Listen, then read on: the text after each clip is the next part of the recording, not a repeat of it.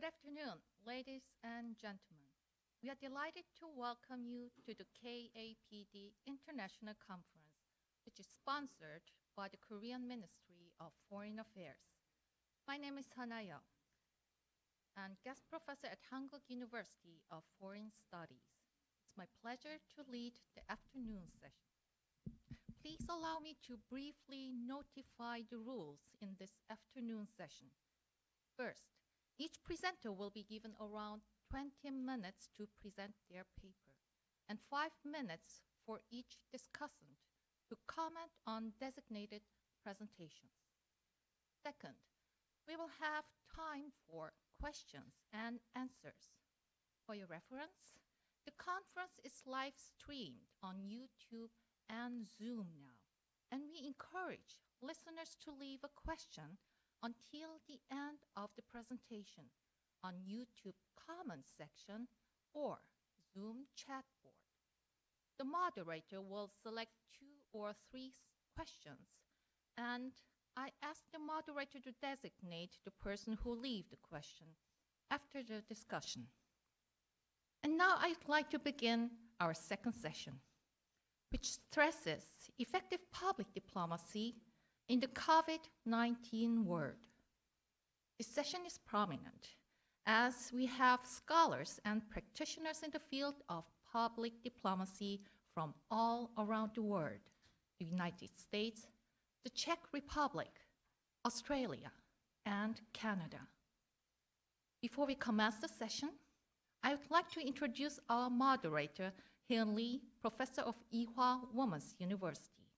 She is an expert in intercultural communication and research methodology. Professor Lee,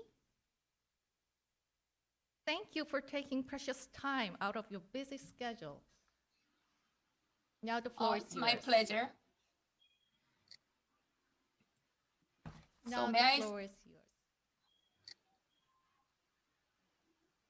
May I start the second Yes, session? please. Okay. Good afternoon. I am Hyun Lee from Ewha Women's University. So I'm the moderator of the second session titled New Media of Public Diplomacy in a Post-Pandemic World. So for this session, a few communication scholars, as well as international relationship and public diplomacy specialists are presenting and provide their feedback on the presentations. So the title sounds very interesting, and I think many of you are very excited to hear this kind of precious topics, because this is what we need to hear for the future. And I think everybody is here because of that interest. So since the session has 90 minutes, each presenter could spend up to 20 minutes, as the moderator mentioned. After both presentations, each discussant could have about 5 minutes. Then I will ask the questions or comments from the audience. So please mute your microphone if it is not muted. Then the first presenter is Dr. Jang-yeol Kim, who is one of the most active researchers and practitioners in PR. So we will listen his presentation titled Social Media as a Platform for Digital Public Diplomacy, Cases and Strategies. Now welcome Jang-yeol Kim for his presentation. Hello, everyone. Let me share the screen first.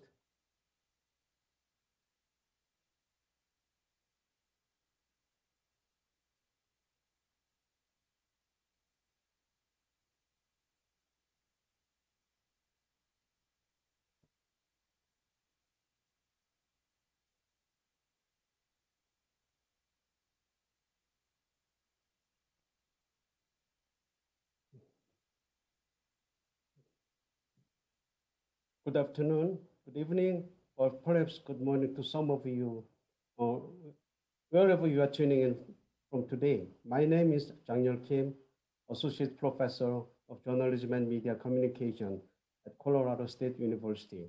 Thank you for inviting me to present today. Even though the title of this session, New Media of Public Diplomacy in a Post-Pandemic World, contains two new needs of new media and a new normal. Today's presentation is not necessarily about exploring new concepts nor testing theories of public diplomacy. Rather, I would like to share with all of you about why social media is a crucial communication platform for digital public diplomacy, especially in a post-pandemic world. What leads social media PD to succeed or fail, and highlight a few cases. I want to leave you with a message that social media is a must communication tool to be used strategically. Globally, there are over 60 million active COVID-19 cases and a staggering 1.4 million deaths. COVID-19 has not only introduced pandemic virus, but also new measures, norms, and vocabulary around the world, such as new norms, social distancing, lockdown, and more. Public diplomacy is not immune to the pandemic as well. Face-to-face meetings and air travel have not just become obsolete, but are now a taboo. Joshua Brook, a former Israeli diplomat, coined the term Zoomdiplomacy to accurately describe our virtual world today. Also relevant are Twitdiplomacy and hashtag diplomacy. Of course, Twitter is famously or infamously a favorite communication channel used by the current US President Donald Trump, as well as many heads of state, leaders of intergovernmental organizations, and diplomats. This is what the new normal looks like. The screenshot of the 27th APEC summit held a few days ago, chaired by the Malaysian Prime Minister Muhyiddin Yassin. The leaders of the 21 APEC member countries, including President Trump, President Moon Jae-in of South Korea, attended. This is the first ever virtual APEC summit. This is another screenshot of the G20 virtual summit from this year. Each leader sat in front of a large screen resembling a more formal setup. To me, it looks like the Chinese leadership won the contest for the largest room and video display. This is likely the new face of socially distanced diplomacy and the new normal. In terms of untact, which was once regarded as broken English, recently was defined by the BBC as a way of doing things without direct contact with others. Since the COVID-19 outbreak, untact has moved from being a buzzword to becoming a central government policy. So everyone, head of state, diplomat, celebrities, is at home and in front of a screen. Answer to the why social media question becomes obvious when you look at the numbers. Among the 4.5 billion internet users worldwide, 3.8 billion, or 84% of them, are social media users. Facebook has the largest user base with 2.7 billion, followed by YouTube, Instagram, and Twitter. TikTok is popular among the young generation. Officially, it has 55 million users, but has been downloaded over 2 billion. We saw the power of TikTok in the US presidential election rally. TikTok teens and K-pop fans used TikTok to sabotage Trump's rally in Tulsa by reserving the ticket, but not actually attending the event. Government officials, diplomats, scholars, or anyone who conduct research, plan, or practice digital public diplomacy should fully understand the social media, the characteristics of each platform, the users' demographics, and the algorithm behind each platform. Why social media? Who are the social media users? And why is social media so unique? 1 in 5 American adults get their political news primarily through social media. They are not passive news consumers. They not only distribute the news, but create content. They are activists who raise voices on issues. They can be a government reliable allies and supporters, but can also be opponents and disruptors if they disagree with the government policy and campaigns. Unlike traditional media, for which first information is important, social media is an open plaza where secondary information is more important, more influential. That's why digital PD should open eyes and ears, engage in communication with the social media users. The main reason for including social media in your digital diplomacy toolkit is its virality. This simplistic formula is used in digital marketing. It is it's not statistically tested, but gives an idea of viral spreading. Let's assume that one person watches a YouTube video of size Gangnam Style. The video's virality X can be presented as X equals PF times N times PY, where PF represents the probability of forwarding and the number of people who receive or see the forward, and PY, the probability of reviewing the forwarded video. When the content is so funny, useful, clever, unique, interesting, important, or moving, people want to share it with others in their lives through social media, in-person conversation, email, or other communication venues. However, going viral doesn't necessarily mean success. Catherine Tucker of MIT conducted an experiment to measure the persuasiveness of viral ad and how that persuasiveness is related to the virality of those video ads.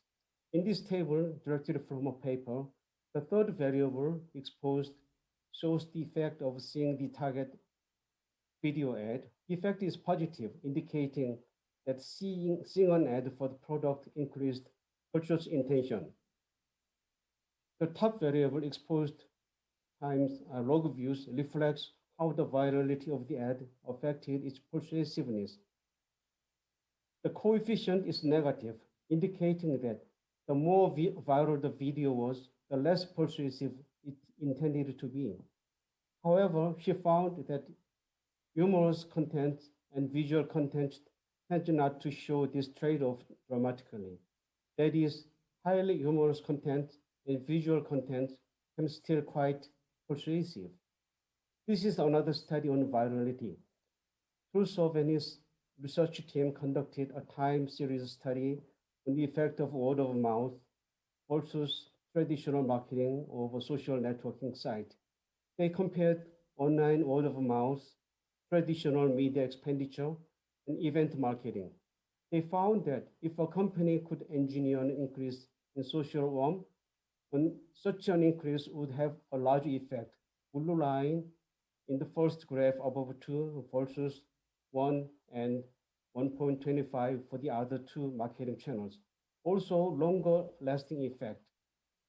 The effect remains significantly positive for nearly 3 weeks as opposed to 3 or 5 days for the other marketing channels. Now, how best to utilize social media? Not all social media platforms are equal. Their user demographics are different, their preferred contents are different, so is the algorithm that works behind each platform. Therefore, to use social media in digital public diplomacy, we must first understand the characteristics of each platform and determine the objective of the campaign, choose the most appropriate platform or platforms, plan the content for each platform, then finally distribute and promote content and measure the success. Throughout the whole process, ongoing social monitoring and social listening are crucial. Why do governments need to monitor and listen to social media, better respond and strategically manage issues and crises? Social media monitoring is a short-term solution by reacting to what your audience is saying. It involves interaction with its audiences. For example, if a citizen posts a question to government website or social media site, the government should respond to it. Some government agencies are using AI or chatbot to respond to such questions immediately. Social media monitoring includes responding to issues and complaints promptly to address audience claims and requests.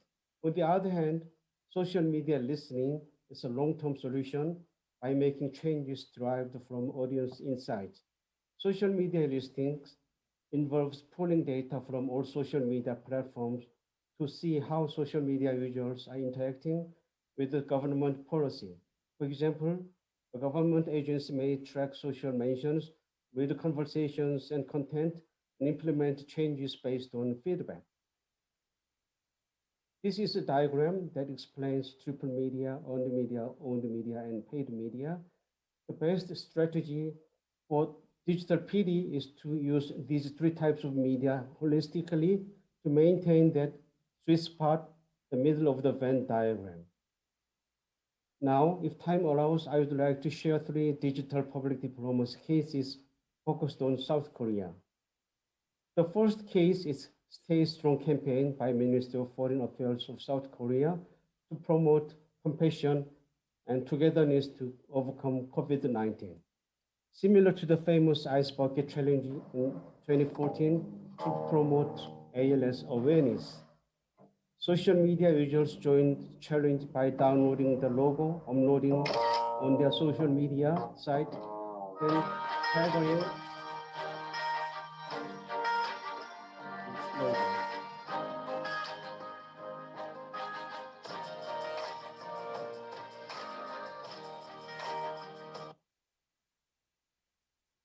So downloading and uploading on their social media site and tagging 3 friends using the hashtag Stay Strong campaign.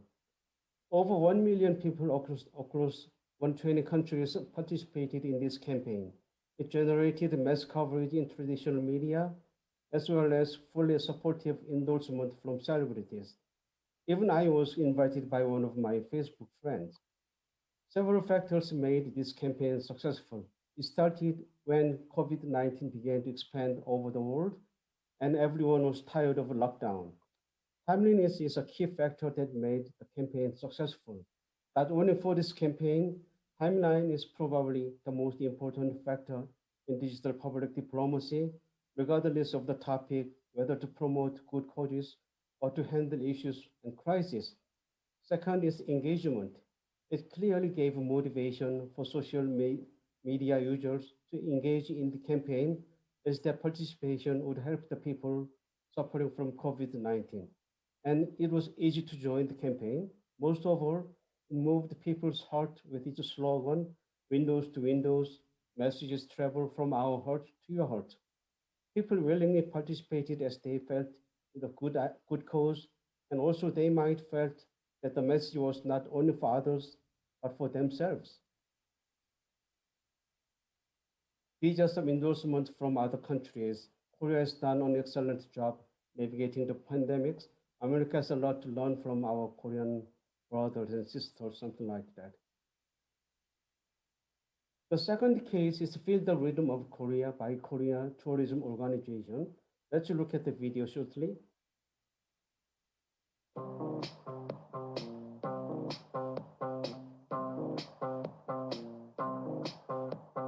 범 내려온다 범이 내려온다 장님 깊은 골로 대한 짐승이 내려온다 범은 덜숭덜숭 우리는 잔뜩 한 팔이 넘고 그의 머리 흔들며 전동 같은 앞다리 동화 같은 뒷발 장기 찌어지고 새낙 같은 발톱으로 잔디 뿌리왕 모래 얘를 차르르르르 그치며 주홍금령 버리고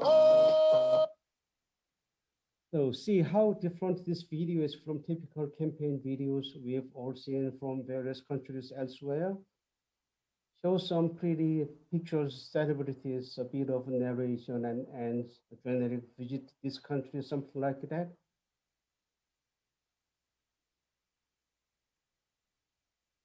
The campaign was a resounding success. Over 200 million people watched the videos, liked, posted, commented, shared, tweeted, retweeted on their social media. Tons of traditional media featured the campaign as well. So what worked?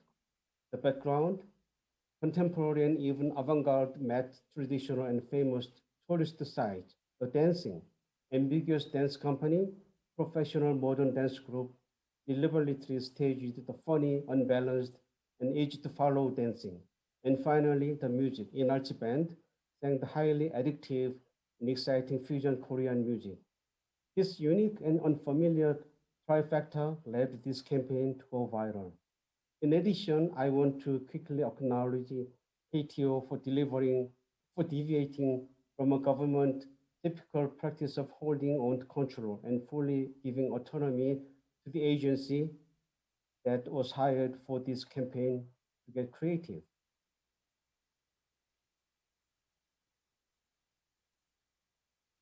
The third case is Evergreen 2020 다시 부르는 상록수 campaign. The video said this song is dedicated to all the warriors out there fighting against COVID-19. 34 famous Korean singers gathered and sang together, reminiscent of the famous We Are the World campaign. MOFA translated it into 8 foreign languages, disseminated them through government sites and the social media site. Yes, it is great idea, great music, great musicians in 9 languages. So I visited the MOFA website, and this is the screenshot from MOFA. It shows Evergreen 2020 song in 9 different languages. What do you see? When you see the numbers of scene, the numbers are not great. They are all below 5,000 views, regardless of language. I wondered, maybe the MOFA website doesn't generate that much traffic. It's a government website after all. What about YouTube? So I checked YouTube. No, the numbers are even smaller. In English, only 1,800. French, fewer than 600. Chinese, only 150 views. So I checked the language description. These are the same videos. Aha, do you see the difference? Just the titles. Whereas the video posted in Korean language only drew 1,800 viewers, the same video posted in English with English hashtags attracted 600,000 viewers. This just goes highlight how difficult it is to get it right, and that there are so many factors to consider. Any national government wanting to target global citizens needs to find ways to reach maximum potential. The campaign is not over. There is still room for virality by taking advantage of search engine optimizations. This chart compares social media following of 2 governments, the US Department of State and Ministry of Foreign Affairs of South Korea, alongside 2 K-pop stars, BTS and Blackpink. As you see, they are not comparable. But there is an important insight. Don't try to focus so much on increasing government website traffic. Government will never be BTS. However, government can work with influencers to drive their PD messages. This shows the percentage of social media followers by each platform.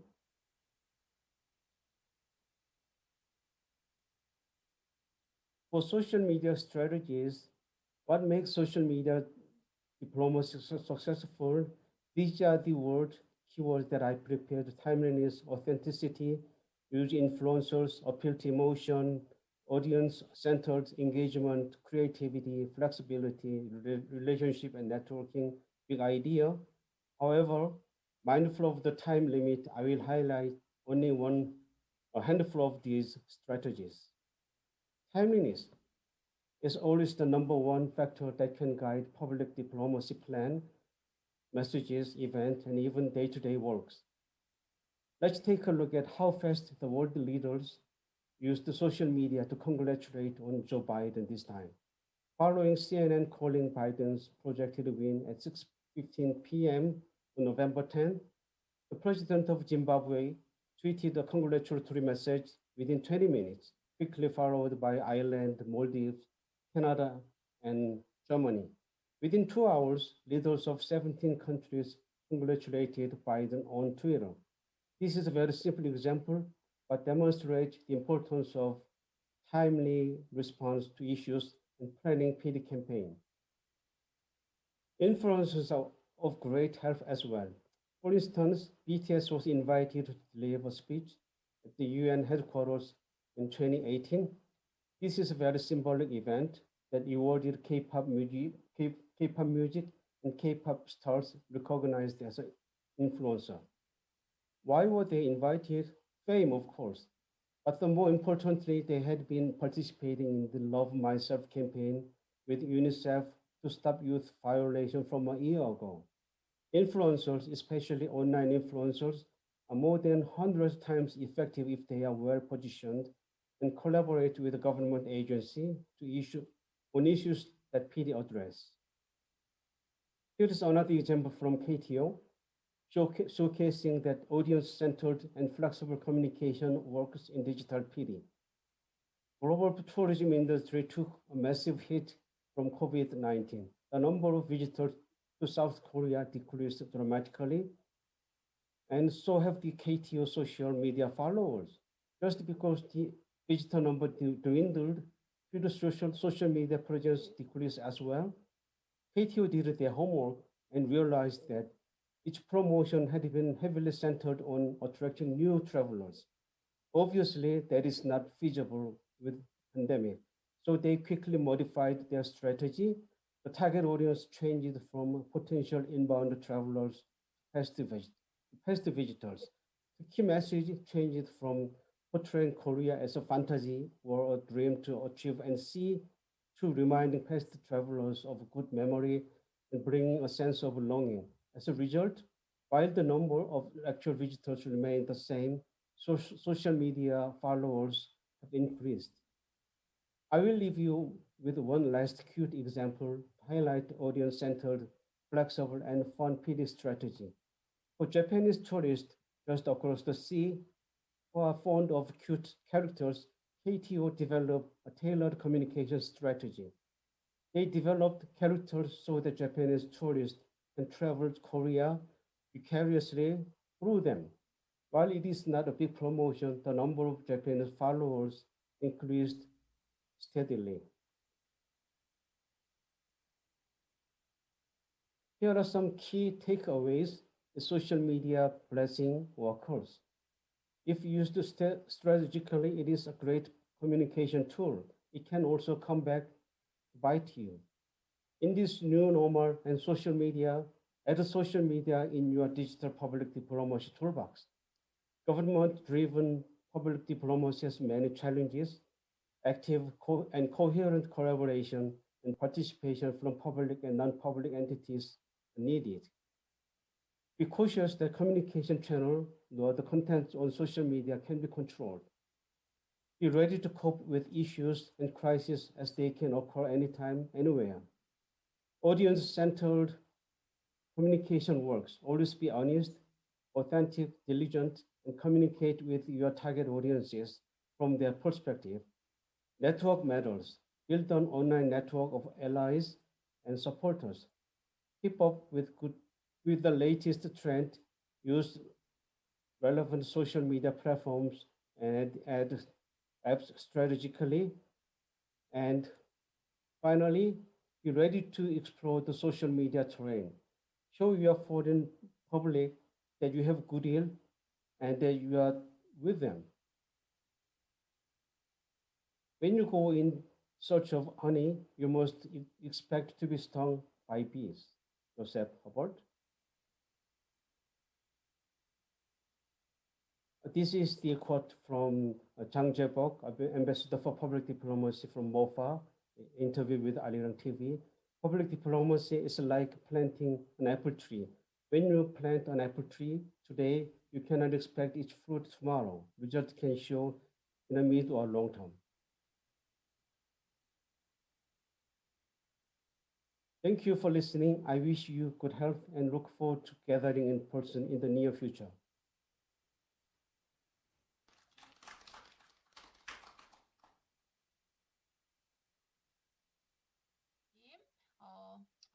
Yeah, it's a really great and urgent and useful strategies he provided based on his experience as a researcher and practitioner. So let's hear the second presentation. Maybe I would like to invite the audience for questions and comments while you are listening these presentations. If you have any questions and comments, feel free to leave your message in the chatting room. So I could double check and maybe we have time to answer them. Okay, so the second presenter is Dr. Suwon Kim. So she will give a talk titled Tantalizingly Close Yet Too Far, the paradox of digital public diplomacy towards the global south. So Dr. Suwon Kim. Yes, thank you. Okay, so could you present your work? Hello, my greetings, the audience from all over the world. My name is Professor Kim Soo-won, and I'd like to start my talk by thanking organizers for inviting me, and also I'd like to thank the Ministry of Foreign Affairs for sponsoring this important meeting today. Today, I brought a talk titled Tantalizingly Close Yet Too Far, the paradox of digital public diplomacy in the global south. In previous talk, Professor Kim Jang-yeol well provided us with his insight on Korea's digital public diplomacy in general, but my talk is more about the Korea's public diplomacy in the context of the global south. So in this talk, I'd like to talk about the hollowness that is created by the growth in digital cultural content and lacked physical engagement in the global south in the context of, in light of public diplomacy. And I also like to talk about the frustration that is experienced by the foreign public, foreign audience, who are trapped in this hollowness. So in that sense, my talk today echoed the Professor Zara's talk about the importance of emotion in public diplomacy.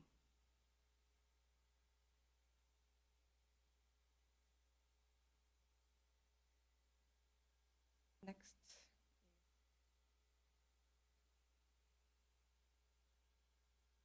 Can I go to the next slide?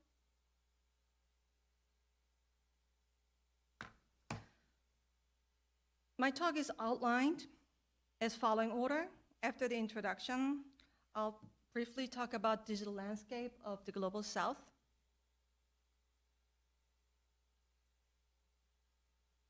And then, I'm going to talk briefly about Korea's public diplomacy, since Professor Ayan will explain the Korea's public diplomacy in the first session. So I'll focus more on the Korea's public diplomacy in the global south. And then the main part of my talk is going to be dedicated to talk about the paradox or the hollowness of the digital public diplomacy. And then I'll conclude with some takeaway issues in the context of the COVID-19. Well, my talk today is based on the qualitative research that I've conducted in countries in Africa, such as Ghana, Kenya, and South Africa, during the period of 2016 and 2019, focus group and interviews and observations. Today, I may use the word culture or cultural diplomacy, but when I say culture, I don't mean the norms of we behave or norms of we think in general. Whether I'm referring to creative products, which is called content or cultural content in Korean context, and which is also called audiovisual products by the categorization of the UNESCO. This talk is a sort of sequel to my most recent publication, which explained the modus operandi of Korea's public diplomacy, and yet its positive reception. And also, this talk is in line with SPRI's 2019 work, which he addressed the importance of audience in digital public diplomacy. And by the way, I'm very glad that he kindly joined this session as a discussant. I learned a lot from his article. And lastly, in terms of hollowness, I was inspired by Shia's conceptualization of hollowness, and he used it to describe the technical advancement outpacing institutional achievements in terms of cybersecurity. But I'm using this term in a context of digital public diplomacy today.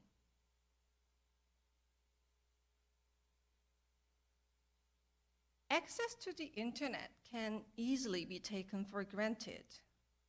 Yet for most of the world's population, connectivity remains too expensive, technically inaccessible, or unreliable.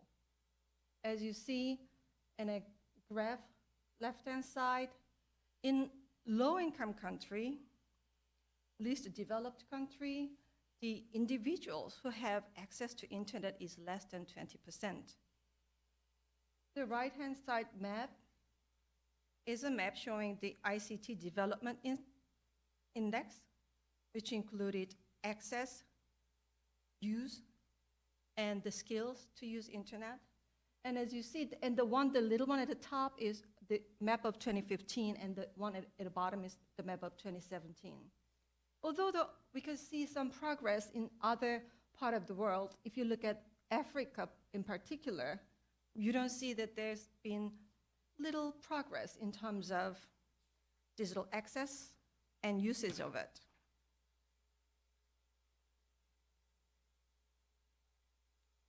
Yet, more and more audience in Africa are enjoying watching Korean screen products or listening to Korean pop music.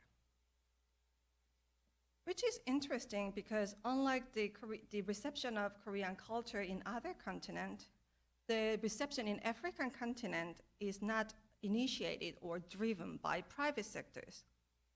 Because Africa only accounts for 0.05% of Korea's export in broadcasting content, and marketing cost is too high. Instead, the Korean content were delivered in forms of public diplomacy by the government to the least developed or low-income countries. From the early 2000s, the government bought copyrights of a number of TV dramas and released it through the broadcasting company in Africa via Korean embassies, which shows a very typical form of public diplomacy, which I conceptualize as granted developmentalism in my previous work.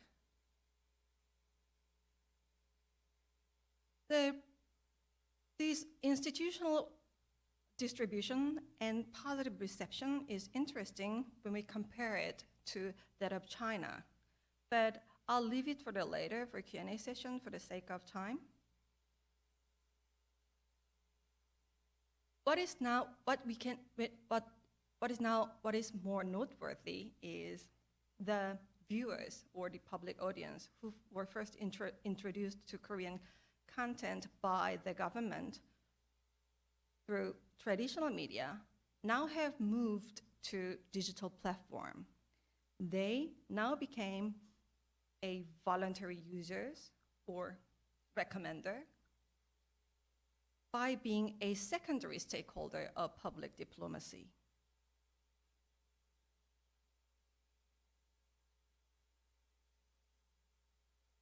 How did they find Korean content?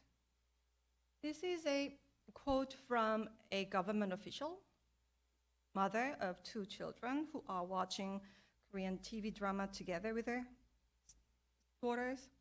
I quote, "It's cool, decent, and the culture is very good for us. Korean movie is the movie we will recommend for my child. It is a movie that you're watching, your children are around, you do not feel embarrassed."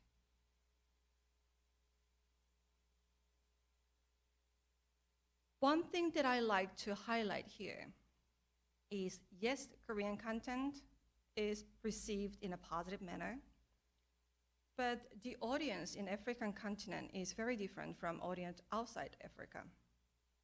Because of the network barriers and affordability of the screen devices and the level of education, which need to follow subtitles, the Korean content is consumed by relatively well-off group of people and contained there due to also lack of those conditions. That makes very interesting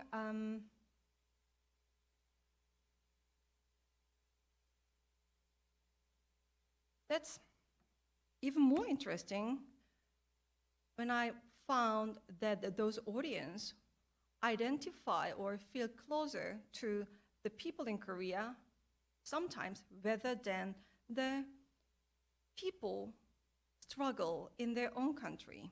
This is an interview quote by a 14-year-old girl in Ghana. She said, I quote, "I've written so much about trees, life, skies, poor people, sad people.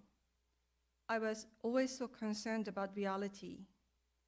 My writing focuses much on negative stuff. And all of a sudden, when I watch Korean dramas, I got inspired again to write more. There's somewhere I will be appreciated."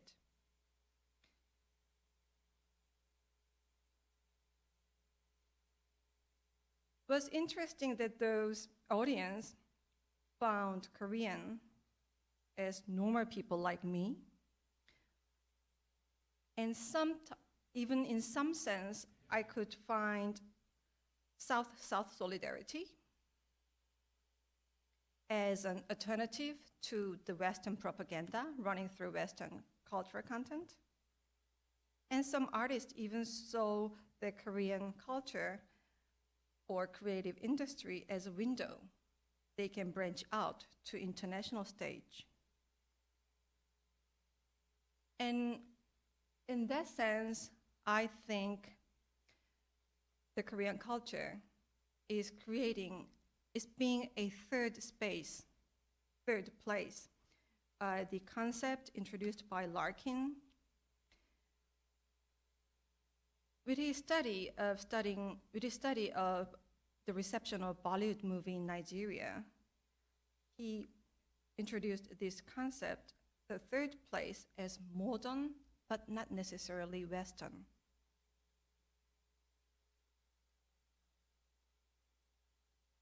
Yet, this is the irony that I like to highlight in this talk.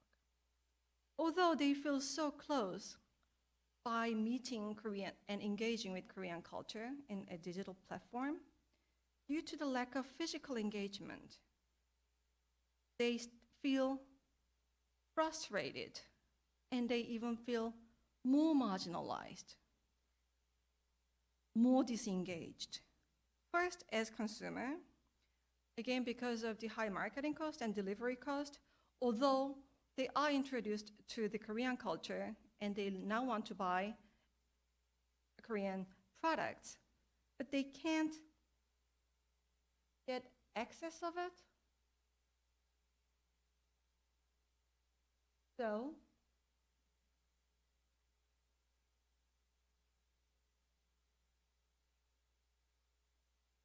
which make them, I think I need help here,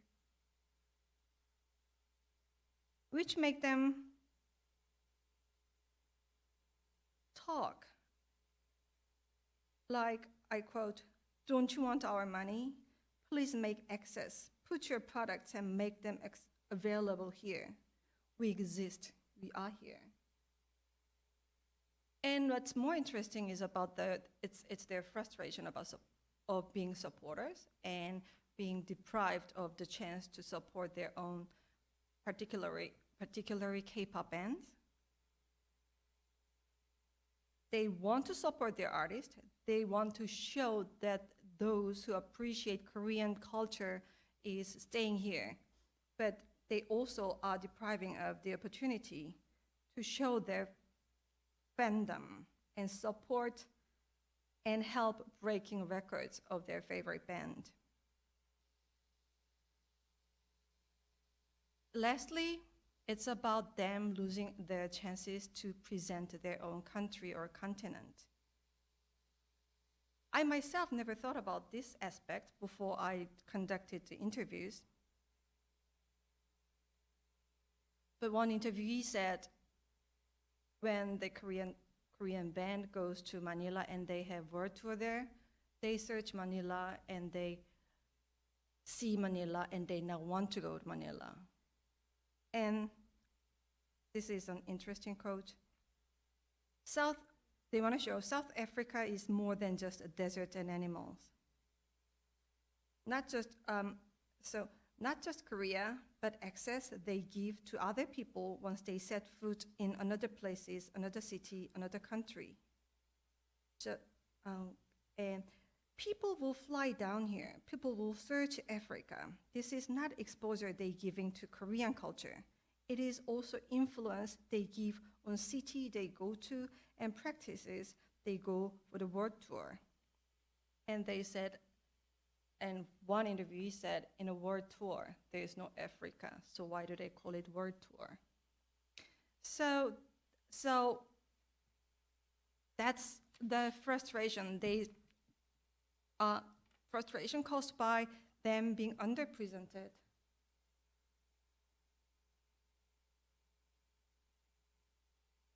This is a newspaper.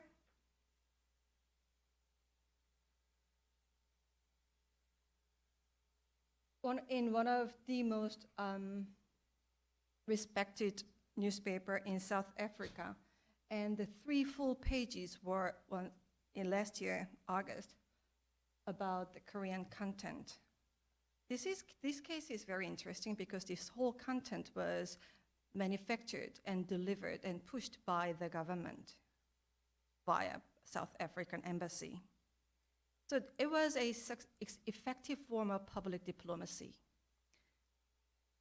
The reporters only added one last paragraph. So now there's public diplomacy, and now this is what they feel about the public diplomacy of Korea. The last paragraph, I read, as for South Africa, K-pop scene here is still growing, but every year more and more South African fans find their way online. Host fan meets up or even gather at event organized by the Korean embassy. But this is the interesting part.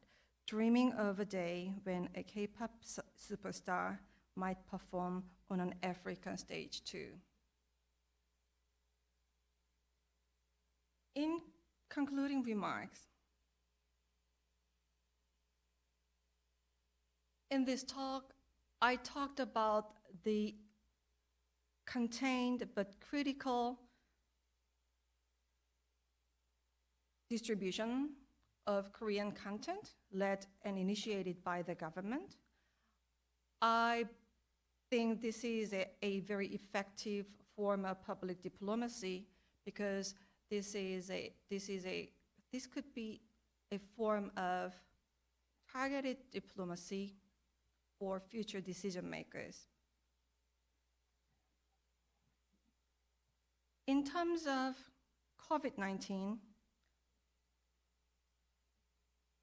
well, Professor Moon this morning mentioned the crisis gave us good chance to think about the future, our concerns for future. Ironically, I think the flip side of the coin of what he said means this crisis also gave a chance to see what we have and what we don't have. For a futuristic strategy, it's important to think about digitalization and further digitalization of public diplomacy. But I also think this is a chance for us to think about what we have now in regard to the public diplomacy directed to the global south. I'll just mention 2 brief points. First is about physical presence. As I explained described in a talk, without physical engagement, digital diplomacy creates digital public diplomacy, might create hollowness, which leads to the frustration. Goethe Institute, I think, could be a good example for us. Goethe Institute with 157 offices across the world, a lot in Africa as well. Although we are the emerging actor in public diplomacy, more active and proactive engagement at physical level would be necessary. And the second point is about the media, the channel. Yes, digitalization is very important, but as I showed you in a earlier graph, only 20% of individuals have access to internet in least developed countries. When we were struck by COVID-19, it was easy for us to transform to distant learning using digital platform.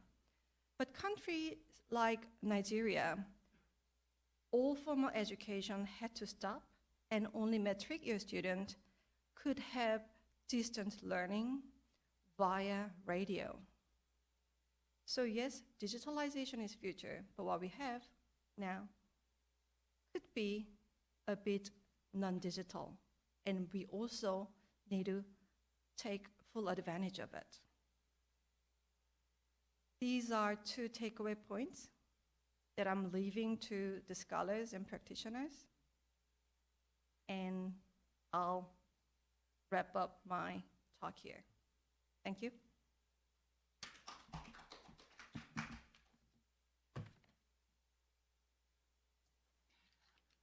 Thank you so much, Dr. Soon Kim. She mentioned about very important issue. We are actually, we do not have that much chance to talk about South Africa. Indeed, since 2001, I started to attend the conferences in many different areas, including communication and intercultural relations. But this is the very first time to talk about this issue. So it shows how actually neglected this issue to be. And so now we have 3 discussants, so who will talk about these 2 presentations. I cannot wait for their actually comments on these presentations. First discussant is Dr. Tae-Sik Kim. He is a communication scholar from Masaryk University. So Dr. Tae-Sik Kim, yeah, could you talk about these presentations? Yeah, can you hear me now? Yes. Okay, thank you. Thank you very much for inviting me here, and it's great to have the opportunity to listen to this great presentation.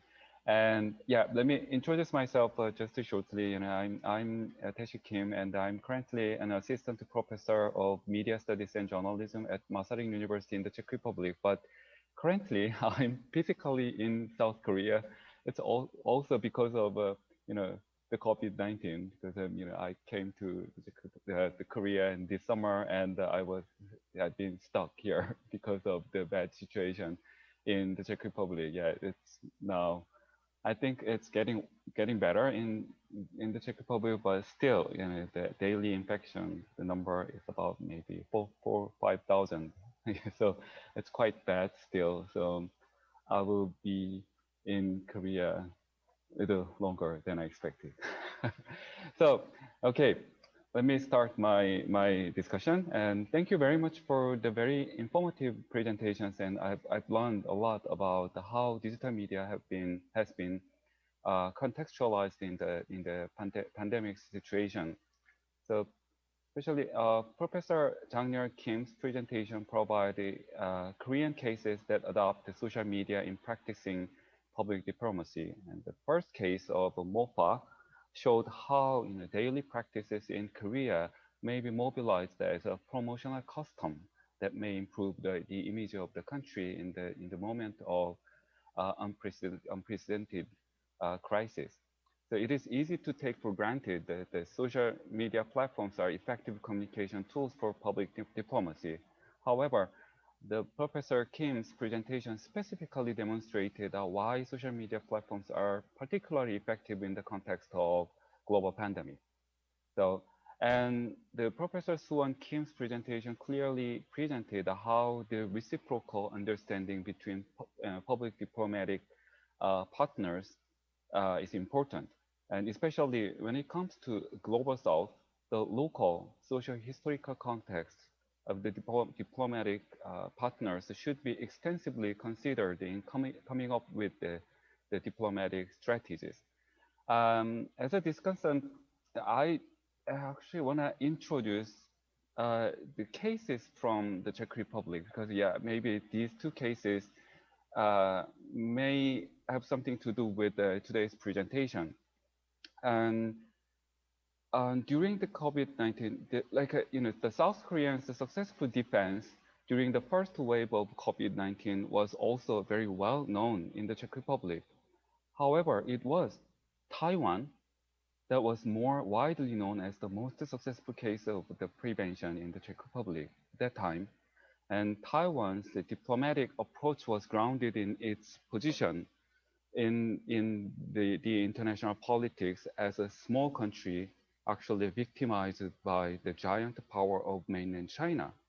And they have some common sensibility between these two. Like the small countries, successful prevention was a very suitable story for many small European countries that have been heavily influenced by global big powers like Germany or Russia and the United States. These small European countries, they're always influenced and impacted by the global politics, and they tend to victimize themselves in this international politics, and they find some like a common sensibility from this small country in Asia. So Taiwan and also the domestic Czech politics has divided into pro-China and anti-China position heavily. So when the anti-China sentiment was heightened during the early phase of COVID-19, Taiwan emerged again as a model, which is suitable for small countries. So the Taiwanese government and also private sectors swiftly responded to this local atmosphere in small European countries. And Taiwan was the winner of the so-called face mask diplomacy at the time. Like Taiwan was very active in promoting their face mask distribution or donation, the diplomacy, and it was well recognized in many European societies. And so this case can tell a lot about the understanding of a local context in public diplomacy. So the social historic position of a country should be considered extensively in public diplomacy. So also the domestic politics of a country would be an important contextual background of public diplomacy. That's why I introduced this case. And another case is from the Vietnamese migrants community in the Czech Republic, which is a bit different from the conventional understanding of a public diplomacy, but it can also tell a lot about how social media is contextualized in promoting some like cultural images of a certain group of people. The Vietnamese is one of the largest migrant groups in the Czech Republic, and they successfully settled down in the Czech Republic mainly due to their economic and educational success. However, they have been treated like the second-grade citizen because of ingrained racism in the Czech society and also cultural misrepresentation in the Czech society. But things have changed dramatically during the early phase of COVID-19.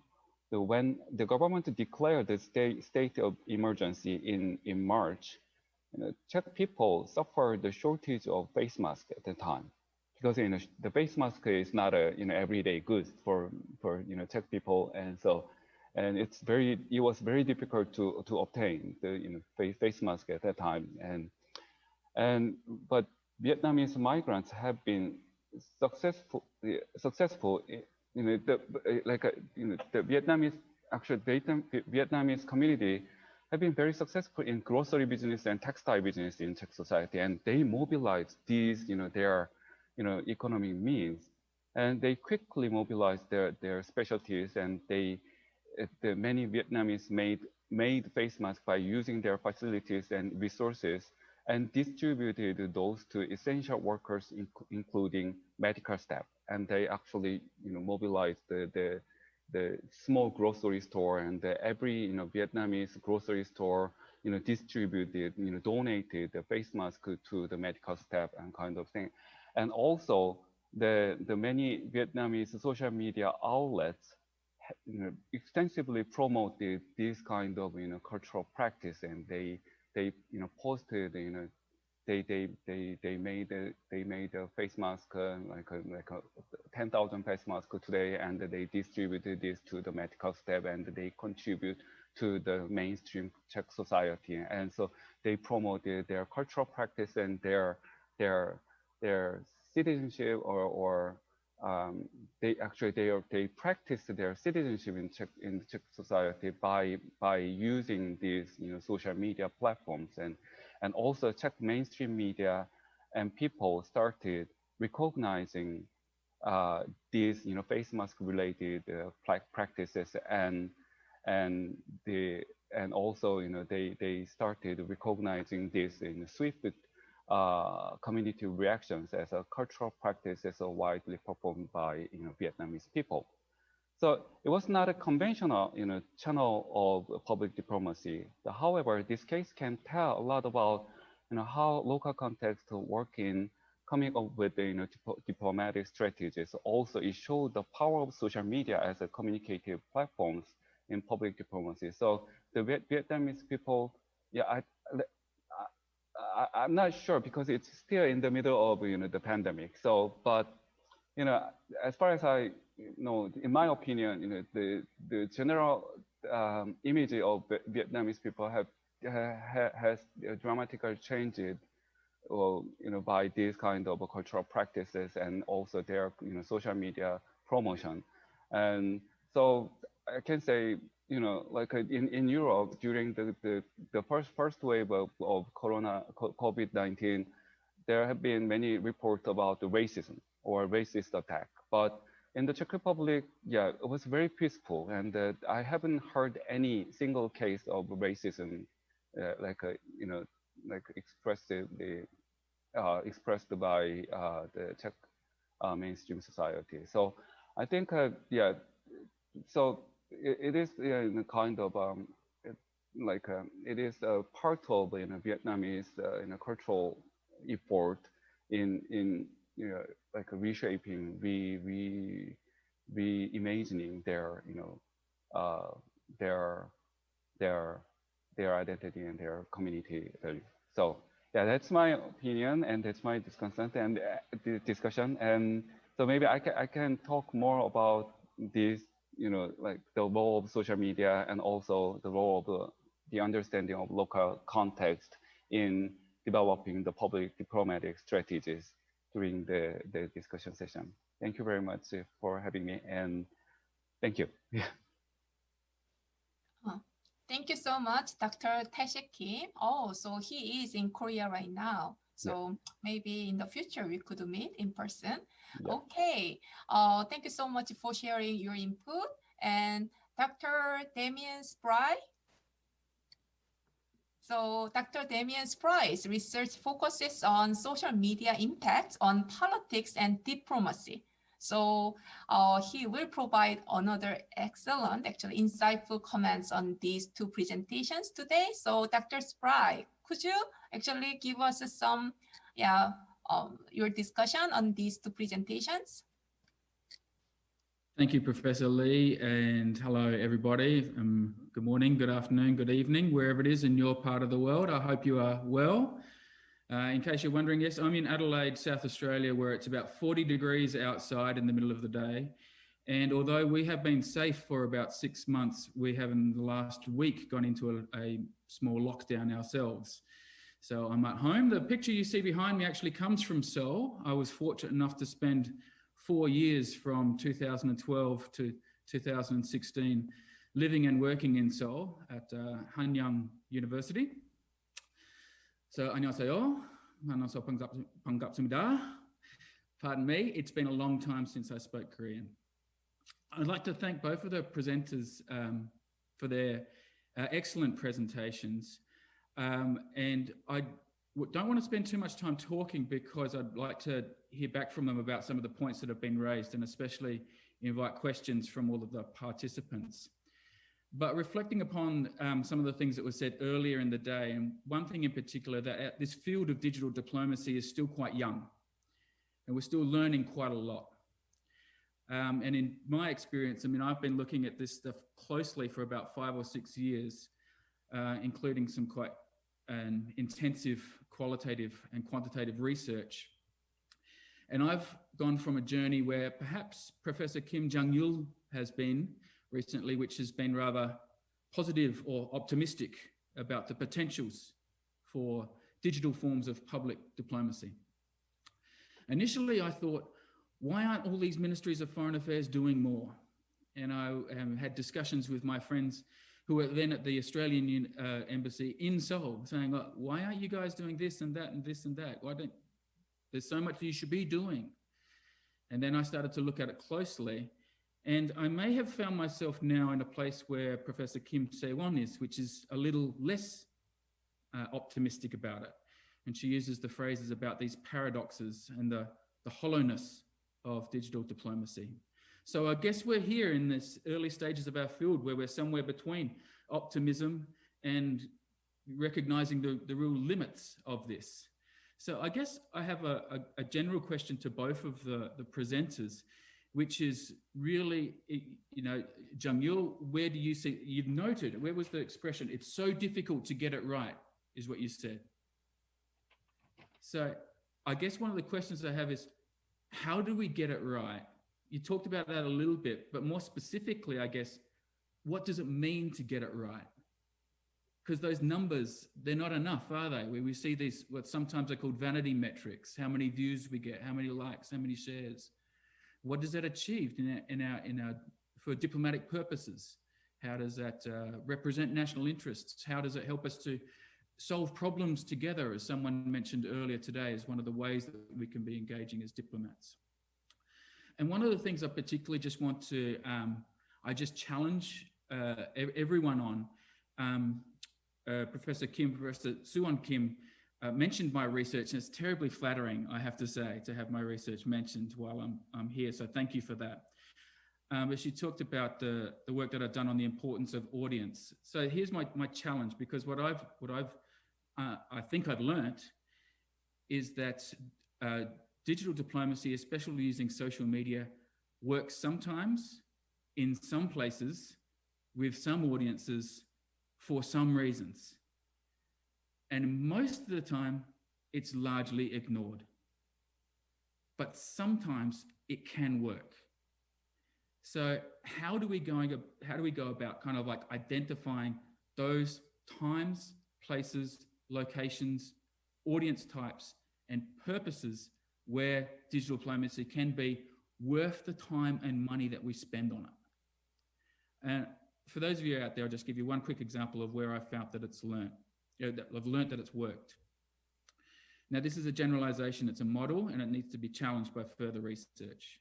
But typically, I've found that the use of Facebook in particular, and it's important that I'm only talking about Facebook here, not other platforms, is more useful in countries that are smaller, poorer, younger, and closer. So for a country like Australia, a country immediately to our north, Timor-Leste, small, poor, young, and close, has the Australian embassy there has a lot of success using Facebook for diplomatic purposes.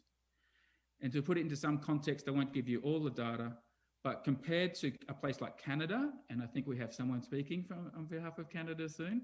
So Australia's embassy in Canada is 10,000 times less likely to find Facebook useful in Canada than it is in Timor-Leste. In other words, for every one person that's listening in Canada, 10,000 people are listening in Timor-Leste. So that's one example of what I'm talking about. So I guess that's a bit of two challenges or provocations. How optimistic can we be? What are the limitations? And how can we kind of like be a little bit more granular in our analysis of where these things work? Thanks very much, Professor Lee. Oh, thank you so much. So now we have our final discussant. So in general, we have actually professors and researchers. So academic parts are emphasized in general conferences.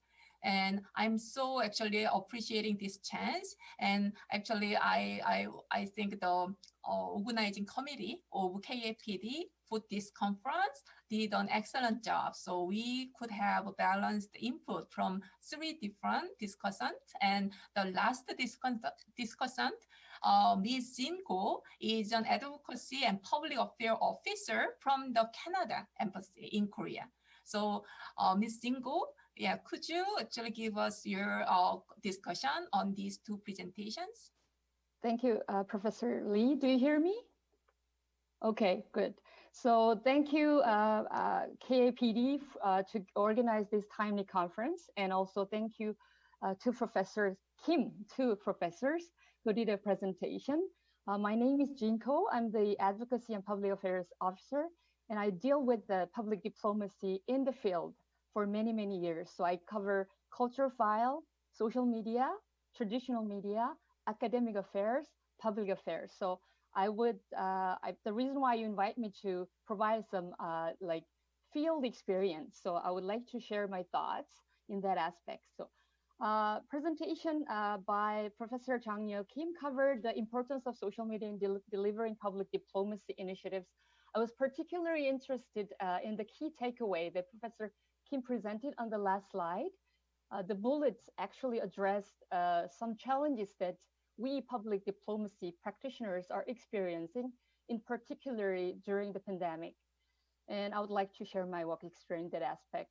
Professor Kim mentioned that we need to keep up the latest trend, the use relevant social media platform and applications strategically.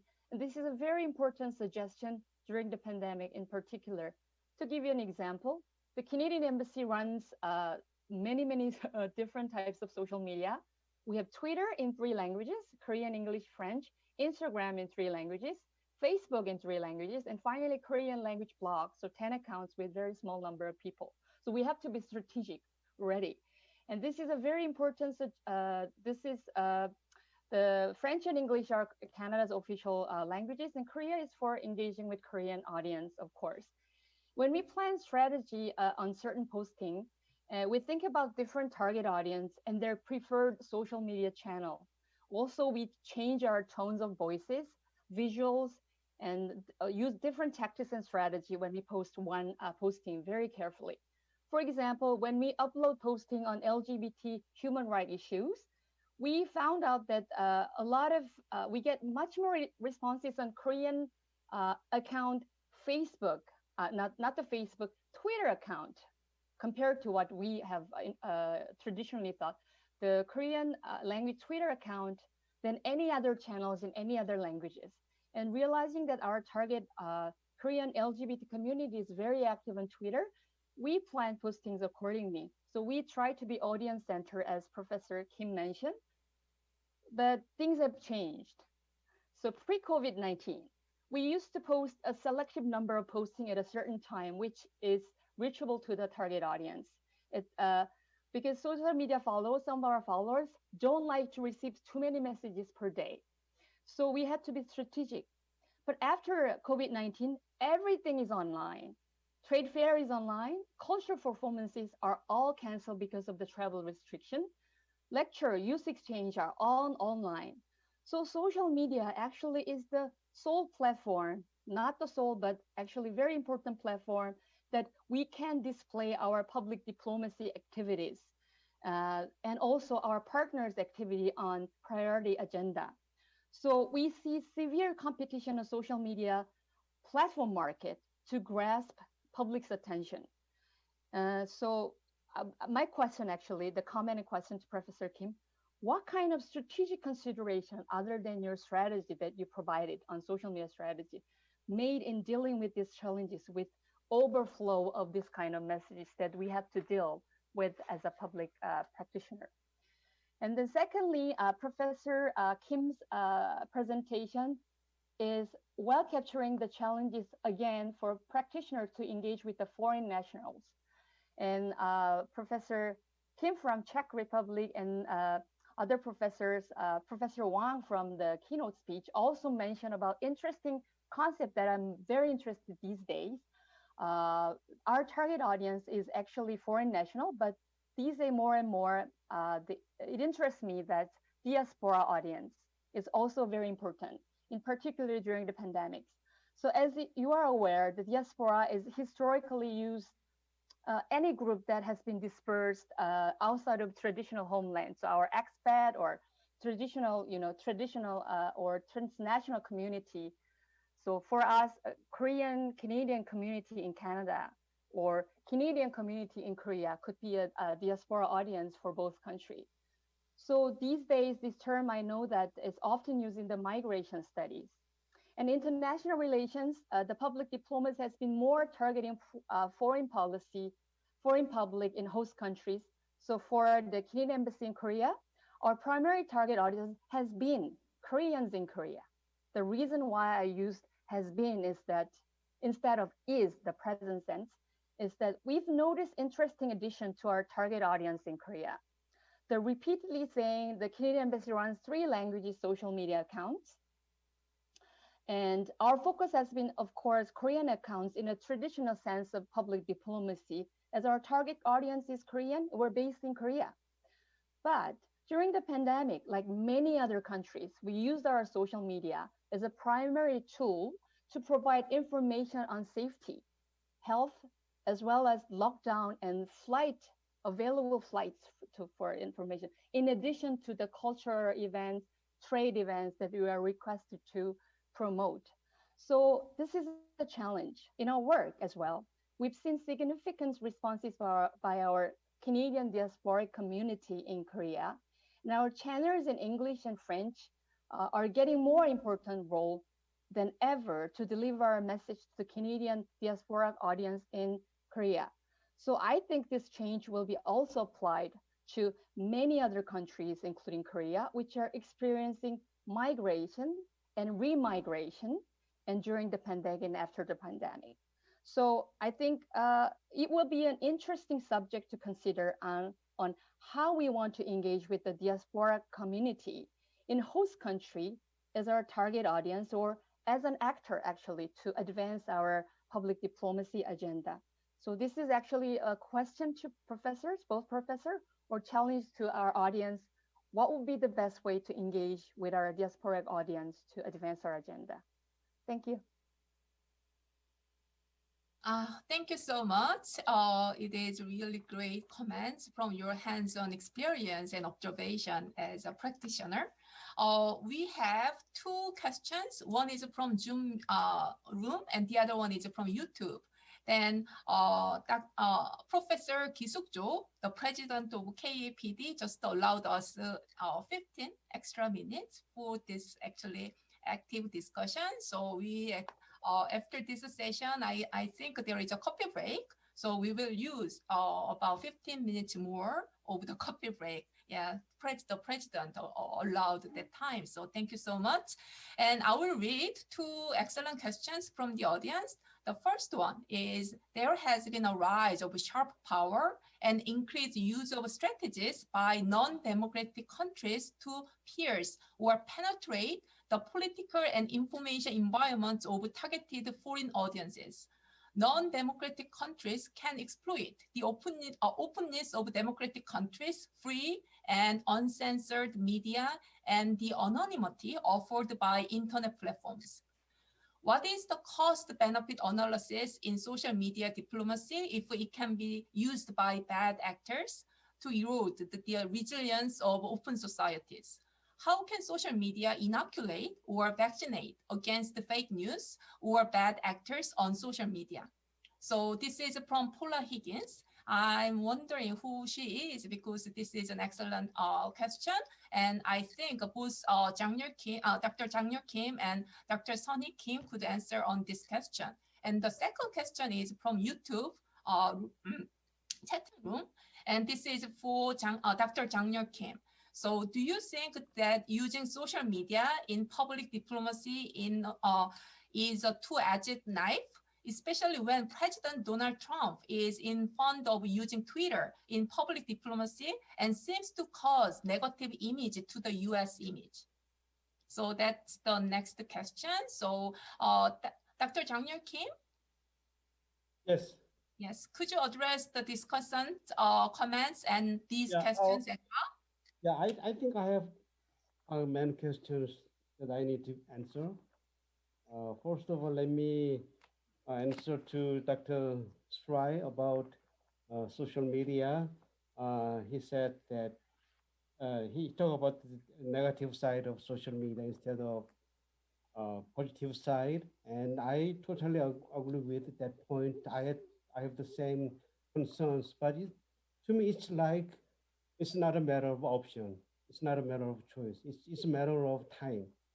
So like COVID-19, and I mentioned about the Zoom diplomacy, nobody wanted it, but it happened. So the Facebook users 2.7 billion, YouTube 2 billion. We cannot ignore them. We cannot isolate ourselves from those trends. So that's why I mentioned that when you use social media, you have to understand the different platform, because not all social media is the same. So there are people who like Facebook, but who never been to TikTok, maybe never downloaded the app. But there are young people who downloaded the app, TikTok and Instagram, but they never care about Facebook. So we have to know the user platform, and also depending on issue, if the issue is a serious issue, maybe Twitter is a good idea, but sometimes we like to have the funny and interesting issue. In that case, TikTok can be another, Instagram can be another idea. So my suggestion for this case is, if digital public diplomacy, we have to use social media carefully, deliberately, but we cannot get away. That's my idea. And for the Jinko's comment about overflow of the information in using social media, yeah, I agree with you about this as well, but my answer is, I can say it depends. Again, depending on the issue you want to address, depending on the target audience you want to reach, you should have different stance and different strategy. And one thing we have to be careful about making mistake is, social media is not a just strategic tool to sell our product or to persuade our target audience. It's more about building relationship, keeping good relationship with target audience. So when you have Facebook pages or Twitter pages, you open yourself to your target audience, showing yourself that we are open, so please come and enjoy. And if we have any problem, just let us know. We're going to change. That's the idea of social media. It's not like, hey, we have some weapon that we want to kill you, so this is the weapon that I don't want you to see, but be careful, that's not social media. Of course, there should be a side effect that people may abuse those things. Like one of the questions from YouTube, that social media is kind of two edges of the knife. Yeah, to me, President Trump, he abused social media, not the sense that he used the social media well. That's the side effect of social media. Again, it doesn't mean that we should not use social media. That's the idea of social media, that's ahead of us. And I'm pretty sure we have TikTok, the most recent platform, but we will have another one, another Facebook, another Instagram. We cannot ignore those things, especially we are dealing with X generation, Z generation, and young generation. They will be the main protagonist of the public diplomacy area. we have to deal with those people, those generation as well. Okay. For non-democratic countries,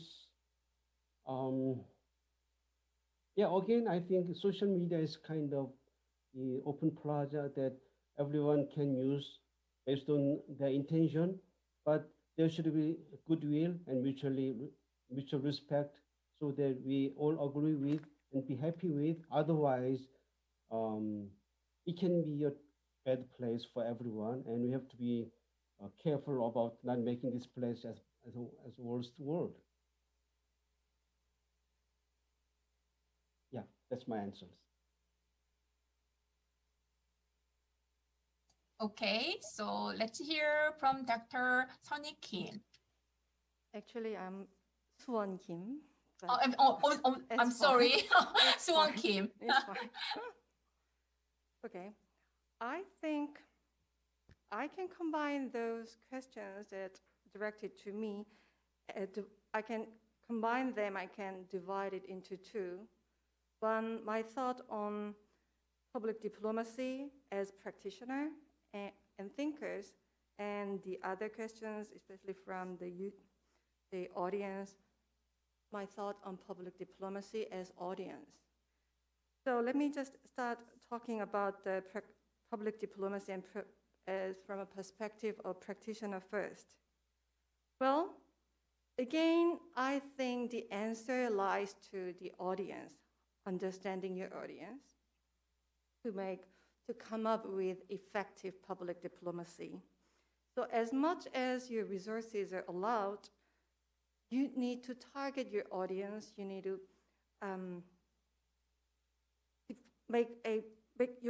you need to target your audience as small as possible.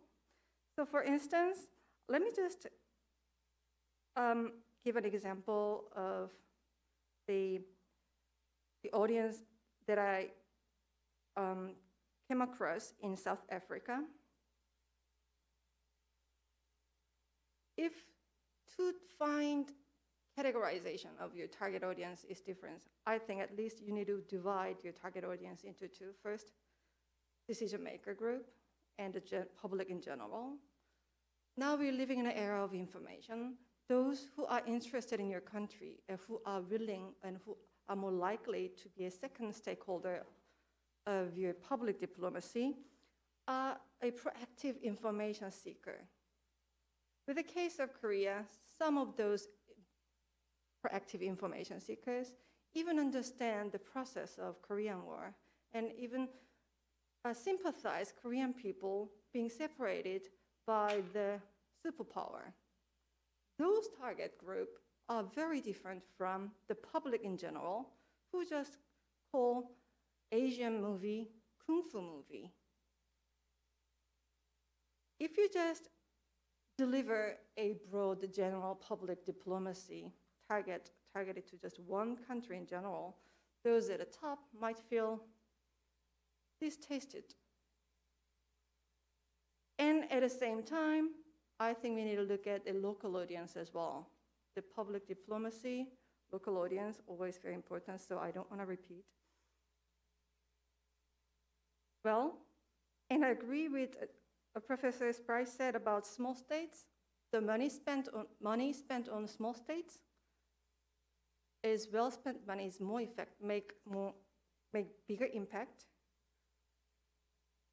Even in the context of Korea's public diplomacy, this simple strategy is not really working well. Most of our public diplomacy funding is going to either Europe and North America. So for the practitioners, I think that for the effective use of resources, we need to focus more on small states. And as an audience, about fake news, I don't think it's just about non-democratic countries. The leader of democratic country, such as the US, just produce fake news. And it's not just fake news, now it's fake images.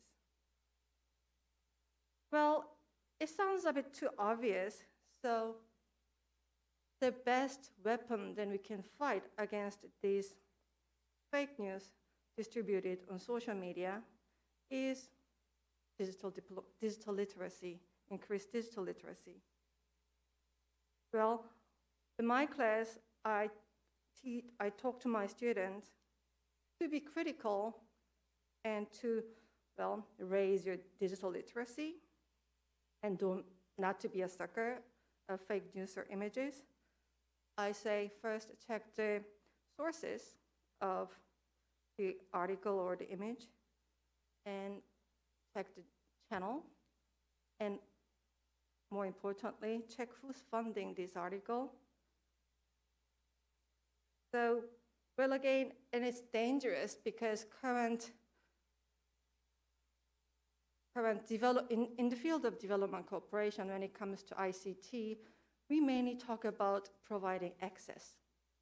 I think this could be a bit of a worrisome trend because without proper digital literacy level in place, as in a question, social media could play a negative role, as we could see in a ethnic hatred, provoked it, and multiplied in a digital platform. Thank you. Thank you so much. So isn't there any other questions or comments from the floor or audience? Actually, I have a quick question to Dr. Suwon Kim. Actually, so there are about 200 countries in the world, and Korea, for example, has strong ties with only selected countries like the US, Japan, China. And so I think it's less than 10 countries, and many are weak ties. So we don't have, historically, and in terms of business-wise, we don't have that much actually interactions or communication. So the kind of backgrounds make this kind of isolated digital public diplomacy as well. So could you tell us about your rationale why people out Korea, it would be great to have a great actually public diplomacy with all the countries, but realistically we have limited resources. So I think a choice and focus would be necessary and unavoidable. In that case, actually, I think you could tell us why actually this is still important to have a good relationship with the countries, especially from the global south. Thank you for the difficult question. Well, yes, we have limited resources and we have to use it most effectively. And yes, we have more economic and political ties with the countries that we know by names. But the countries that we don't know, the least developed countries, most of those countries has this huge potential of growing youth population.